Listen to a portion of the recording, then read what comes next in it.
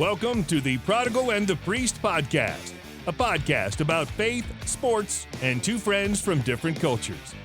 Here are your hosts, Joey Scansella and Father Paul Bechter.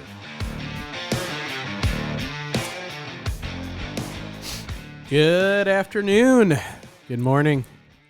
Good evening. Whenever you're listening to us, welcome, Prodigal and the Priest and me.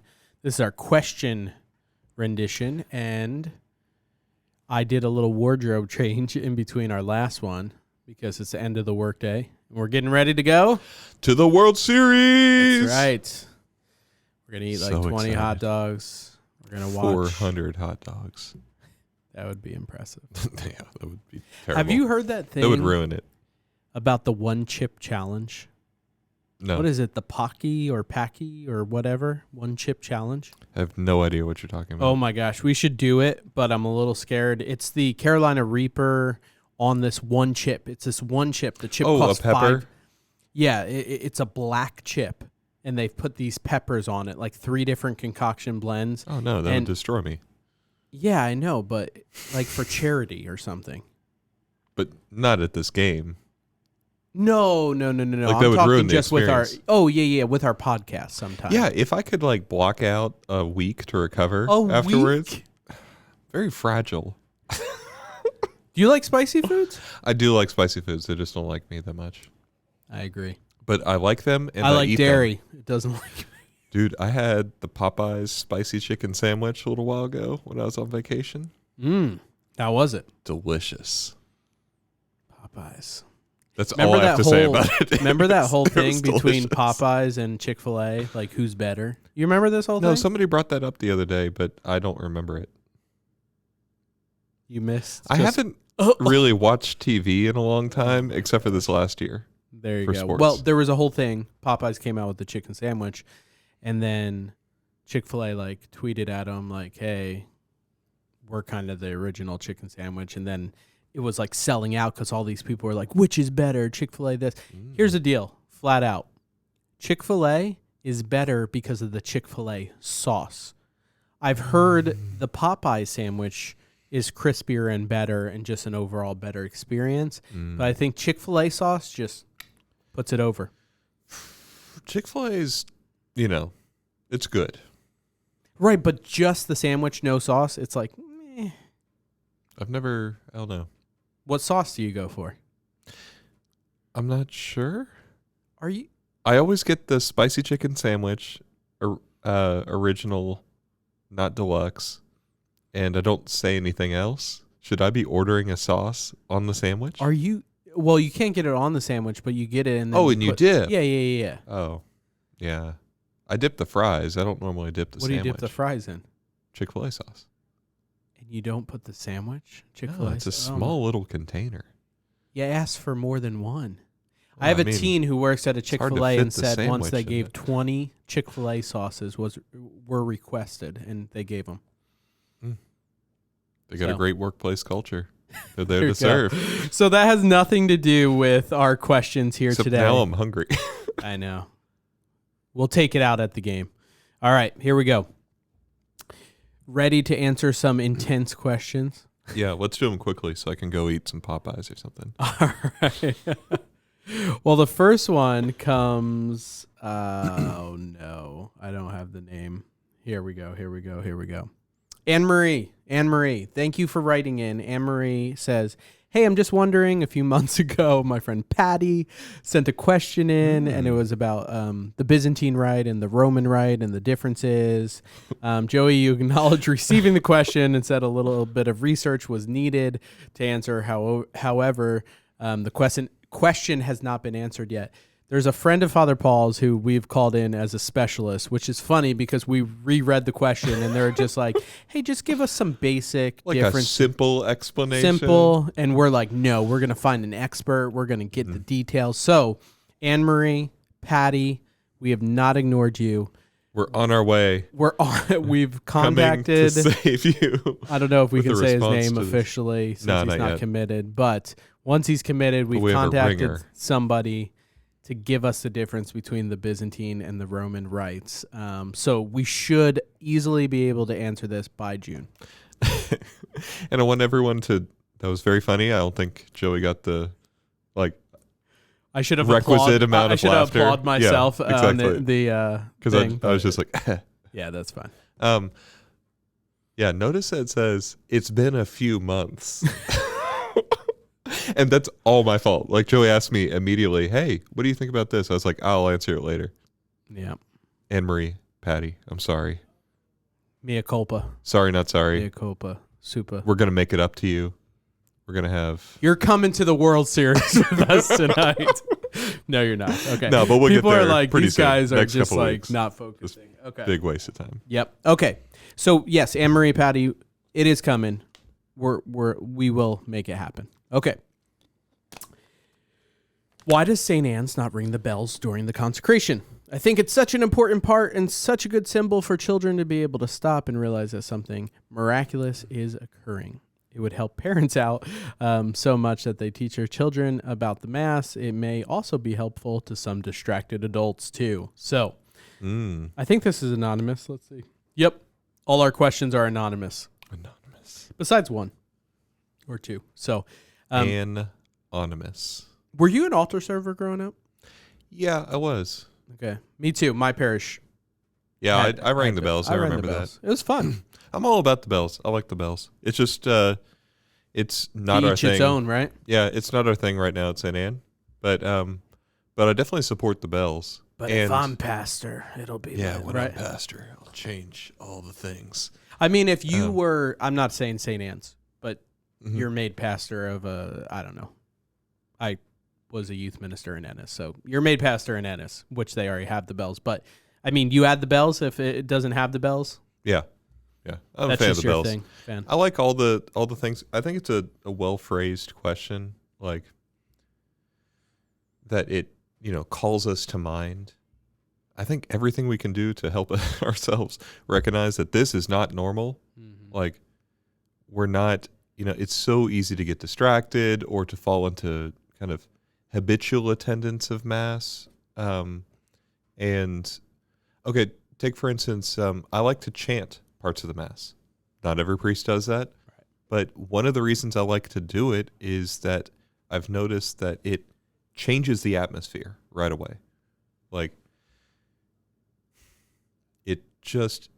it has a transformative effect on the atmosphere and helps you realize right away this is not normal. This Right. is not something that I attend just casually. Also, if you go back to last weekend's Mass on our live stream, you can see where Father Paul was chanting at was it the 5 or the 10? No, It was 5. the 5. It was the 5. And it was the end of the prayer over the gifts or something. Yeah, it was right before the Lord be with you and with your spirit, right? That part. Yeah. And the Lord accepts the sacrifice at your hands. That part you chanted right before there. Yeah. And Yeah, it was you a knew you offertory prayer. butchered it or something, or just came in at a weird ending. There's and you a just see his fifth face, interval, and I normally hit that, but I'm always a little tentative with the fifth, like da da. And I just every once in a while I miss it, especially because just a little overshare. But when I'm chanting at Mass, it's pretty much the only time I'm singing all week where I can hear myself amplified over a microphone. Right. And I'm still not really used to it. And so I start overcorrecting and listening to myself if I'm not just really trying to focus. And for those who listen who haven't been to St. Anne's, it's a really echoey place. So it also reverbs a little in a weird So I hear way. it back, and sometimes when you get a reverb, it comes back and it's a little flat or something. And I'm like, oh, is that because I'm flat? And I start overthinking it. And then I knew I missed that note, and I just made a face, and I was like, I bet Joey's got the camera zoomed right in on my face. Oh right yeah, now. we did. Oh yeah, the money shot. So go back and watch last weekend Bloopers. That's right. Okay, but yeah, I wish we had it too. Same reason that this person with children, I would imagine, asked it. Yeah, I wish for Dom and Fran, they hear those bells and realize something like we all said and look up, and for parents as well. Quick story about bells. Yeah. Joey hates it when we get sidetracked. No, It's I love it. So when I lived in Jerusalem for 7 months, as part of my studies. Like, we heard a lot of the call to prayer, which is the Muslim call to prayer at different times every day. From the minarets, they would broadcast it out. We would hear the Shabbat siren announcing the beginning of Shabbat on Friday evenings of Sabbath for the Jewish people. Right. We didn't hear a ton of bells. And then so I loved my time in Jerusalem. When I moved back to Rome after that semester, just to be surrounded by church bells on Sunday and like the Angelus bells every day and stuff, it was like, oh, I'm home. Yeah. There's something about church bells, and I know we're talking about the little ones you ring at Mass, but like there's something about church bells that just sort of makes me feel at home. And I love St. Anne's, our big bells, They're great. Every hour. Even though they disrupt our announcements every time we're trying to do it. That's right.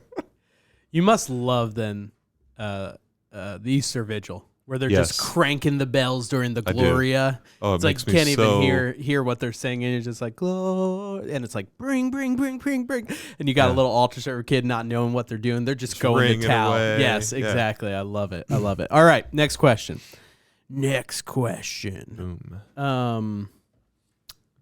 Seems like this comes from John. It seems like in olden days, the people of the parish would willingly give their time and talents to physically build their church. If the church has a need, example, leaky roof, why does it not ask its parishioners to volunteer their time, talents to maintain or improve the church?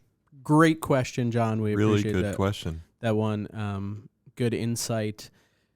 Unfortunately, it comes down to a lot of legal issues. Yeah, it's like insurance and stuff. Yeah, and you said you had a friend who, right? Or somebody you knew that I've they've heard got stories burned about on it.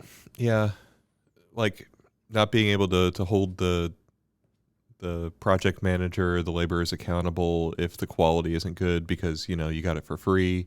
Right. And yeah, we've all had that. It's right. like, yeah. And so like John, the thing you're referring to, this, like you see it in some of the older churches, right? Even some of like what are they called? Like national churches, like what in the time of a lot of Italian immigrants and Polish immigrants and stuff, like these different nationalities would sort of like build their own church. There's a much less sort of legally regimented time in the United States, but like you can see the care and the quality of a lot of these things. So like that's really beautiful. I wish we could do that, but I don't really think we can. Right we live in such a legalistic place.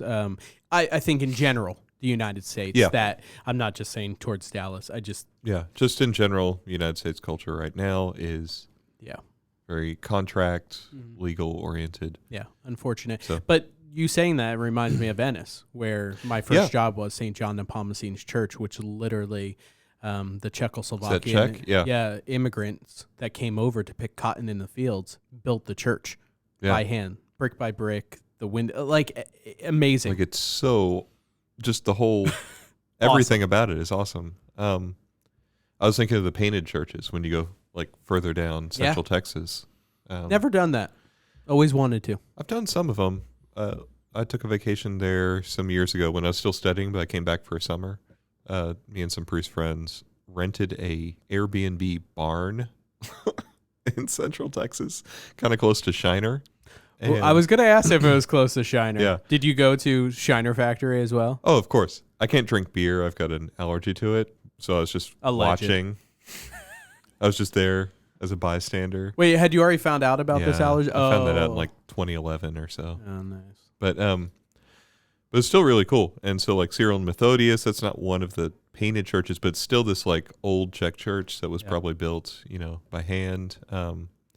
And then we visited some of the Czech and German, just old, beautiful Catholic churches. Yeah. Man, the Czechs, beautiful churches, amazing kolaches. Kolaches are the bomb. Man, just so, and their strudel. Best kolache place? Oh, gosh.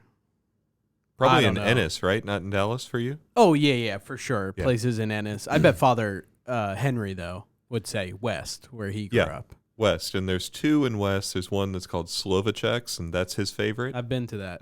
The Czech stop is the one that I know a little bit better. Right. But I'll take his word for it. He grew up there. Yeah. And then he'll say his mother's were better than both. Yeah, absolutely. Go ahead. Why don't you ask a question, Father? Yeah, okay. So from Kat, we have a question, and it's basically about memory and the redemption of memory, the reclaiming of memory. There's a lot to this question. I'm going to kind of summarize. But I think the gist of the question is, like, everyone, all of us, have memories that we would rather not have in our past. Right. And sometimes that can bring us down. But there's got to be a way for God to redeem also our memory. Right. And she uses the image of the resurrection of Christ as redemptive of the body as a whole. And so how does that extend also to memory? And I think that's a really good question. That, like, Christ wants to reclaim all of us from sort of the darkness of not knowing him. Right. And bring it into the light. Do you have any... I've got some thoughts on that, but since I'm asking the question... Oh, there you go. No. Go ahead. I think they specifically mentioned you, so I'll let you... okay. I'll let you go for it. So, I think, well... just to start with, prayer is extremely important. This is really a process that happens through prayer, and depending on the kind of memories somebody's dealing with, especially if there's something like traumatic, like definitely including the help of a psychologist or a counselor. Absolutely. Like, can help tremendously to kind of bring those memories to light, and and also to help bringing them to light, bring them to a place where God can sort of redeem those. I think, I don't know, it really depends on the person, because it can be easy for us to sort of try and self-examine too much and to get caught in this loop of kind of like navel-gazing type self-examination. Right. And there's something really refreshing about being able to get out of our heads at certain points. So I want to just start with that as a qualifier. But then, like, there's also a real value to developing a habit of self-reflection, of an examination of conscience and of life, being able to look over our life and see the places where we have responded to God's grace and where we have willingly refused God's grace, and to give thanks and praise for all of it. You do that every day. Yeah, I make an examination of conscience.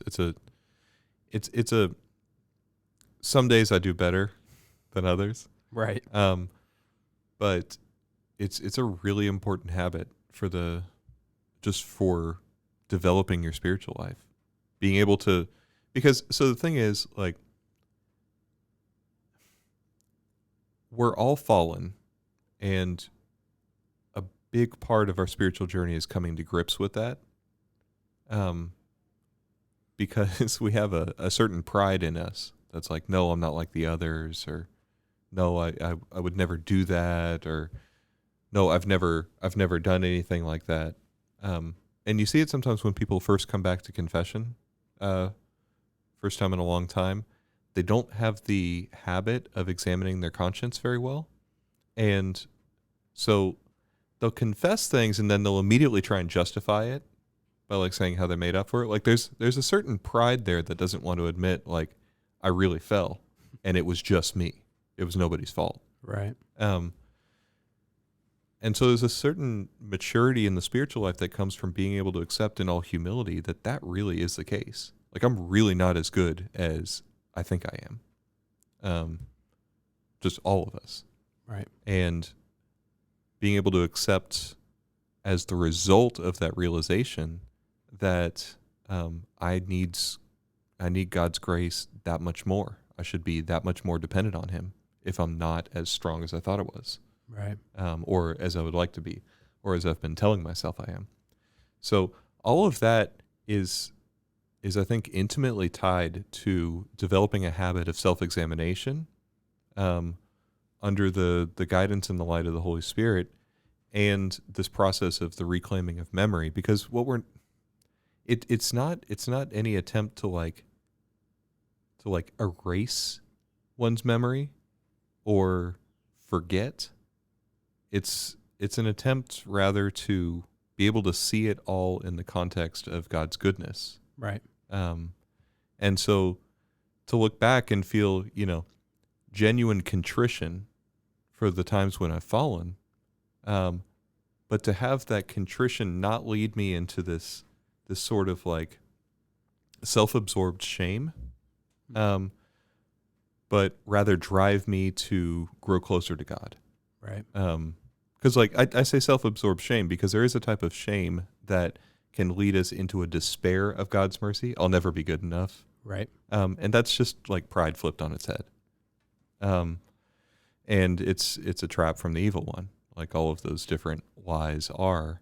And so there's not really like a magic formula to it or just something that you do. It's a habit of growing closer to God in prayer and becoming more comfortable examining my own actions and my own intentions, and feeling a true sorrow and a contrition, but in the context of, so I need to turn and ask God for forgiveness, and I need to depend on him that much more. And, thanks be to God for the times when he has prevented me by his grace from falling. I see like what I'm capable of now and where my life could have gone. Right. So that's a lot, and I think that goes kind of beyond the question, but it is all tied together. Yeah, for sure.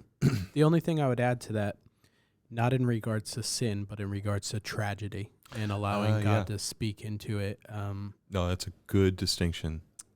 Yeah.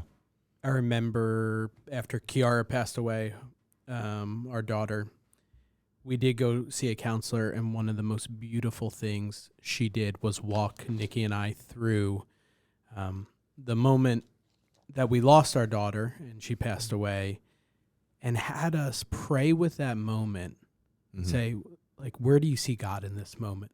This horrific, tragic moment, where do you see the Lord? What do you see him saying to you? Do you feel like Our Lady's saying something to you? And obviously redeeming to a certain extent. Obviously, it was a huge tragedy, but I mean, bringing a closure about in that moment of tragedy to say, even in that worst of worst moments, the Savior of the world was there. He was present with us. So, and that was done with a professional counselor. Just add that out. But yeah, just thought I'd toss that out. That's also good for people to be able to know that those types of things, if they've experienced, PTSD, emotional things, tragic things, there's ways to bring in our faith into those moments to go back with professionals that are able to examine and say, where was the Lord in this moment? What is he trying to convey in this memory? How's he trying to redeem it? Yeah. So, and just to build off of that a little bit, like, important to realize that that's not always the professional domain of a priest. A lot of people come to priests as if they are professionally trained counselors. And while there is some overlap in what a priest does in giving spiritual direction, that kind of thing, they made it very clear to us in seminary, and I've seen it. It's very true. Like, that is not my competency. Right. And it would be dangerous if I tried to pretend it were my competency. And so I want to say that, first of all, because I think Catholics like to go ask priests as kind of authority figures on a wide variety of subjects. Right. But also, like, I know a lot of good Catholic counselors. Like, there's something really good going on in, like, the Dallas, Coppell, Irving area. And so, like, if you are a parishioner here and you're struggling with something and you're like, well, that sounds like something that a counselor could help with, like, you can, reach out and ask me. I hope I don't get a billion emails because I'm not good at responding to them quickly. but like, there are ways to find you help, and we have people who can help you grieve here at the parish. If you're grieving something in particular, Like our Stephen ministry. yeah, or Stephen, thank you. I was trying to come up with the name. So we have a ministry dedicated to that here. We have a ministry dedicated towards, like, a type of spiritual direction which is more, they can devote more time than I can here. And also, like, we have contacts to good Catholic counselors, some of whom are, like, full-on psychiatrists, said that very weird, and can deal with, like, really big stuff, even on the level of childhood trauma and that kind of thing. Right. And other ones who are licensed counselors, and, like, there's a lot of good resources that we have. So right. If you're struggling with something, don't hesitate to reach out, and maybe we can help you find the right person. Yeah. But also know that Patty's been waiting 3 months for her question to be answered. So don't put too much hope in us. Okay. Last question. Here we go. This anonymous, very heartfelt question. So this person says, my sister's husband died last April. She did not receive any support from her parish's priests, deacons, lay people. They did not give her any type of support. Her husband was so devout to the Catholic faith. My question is why? Why is that Catholic parish not care about the families who are mourning? Not just her parish, but across the country. So I just want to stop and say immediately after reading this question, first, we are sorry for the loss. If you feel compelled to email us his name, we'd love to pray for him in the repose of his soul. Second is, I'm sorry that was your experience. I'm very sorry that is the experience that your family went through with a loss, because as somebody who's experienced a deep loss, that's the last thing you want to experience in the moment that you are mourning and grieving. You want to be able to turn to your church and your church family to be able to be lifted up. Yeah. I don't have any excuses for that. I know we're all human. I don't know if you want to speak at all to the priest part, that I know you all, say a lot of funerals, all that. It's not justifying. We're not justifying anything. We're not justifying anything that, way you felt you were wronged. We're not defending any of that, and never would. I don't know. Do you have anything to say on the priest part? Yeah, I can just say that, like, there's obviously a lot of pain in this question, a lot of hurt, and like, I'm sorry, and I want to make it better. I wish I knew the situation better. Mm-hmm. But I don't know if at this point, like, trying to explain anything is really going to be that helpful, except to say, like, we're here for you and we want to be your support. And I know that's true of everyone at our parish and all the priests that I know personally, and so many good lay people as well. And unfortunately, we live in a fallen world with human people, and and that's the reality of the situation. Now, this person does hit on a point that we did speak about a few episodes ago with Walking with People in Crisis, though. They asked towards the end, kind of, why do Catholic parishes have a tough time helping out families who mourn in other parishes across the country? And we did point out in that episode, as an American culture, we're not very good at grieving or mourning and all of that. And they point out something well here, that I think a lot of other people, their life goes on, and in American culture, it's, hey, rise up, do good, like keep going, you got it, and it's meant to be a positive thing instead of sitting with people in that moment of their mourning and grieving. So, I don't know if they were able to listen to that episode, if that brought any, comfort, but we acknowledge that as an American culture, we're terrible at this. And this is something that only because of tragedy in my life, I've tried to work on so hard when somebody shares like this is what they're going through, to sit with them in that moment. So I don't know, anything else you want to add there? Just that I don't know who you are. It's anonymous, but I will pray for you. I'll pray for you and for the repose of the soul of your sister's husband, and for her and her family and all those who are affected. And I don't know if you are one of our parishioners or if you're listening from another parish or somewhere across the country or whatever, but like if you're hurting, I would encourage you to reach out to your local parish, and to say, I'm hurting, can you help me? Because as Joey said very well, like our culture, just people in general, can be kind of inattentive to people's pain and can move on sometimes too quickly from it and forget about it. And I don't want you to be forgotten about. But that's going to take you having maybe some courage to show that wound so that it can get healed.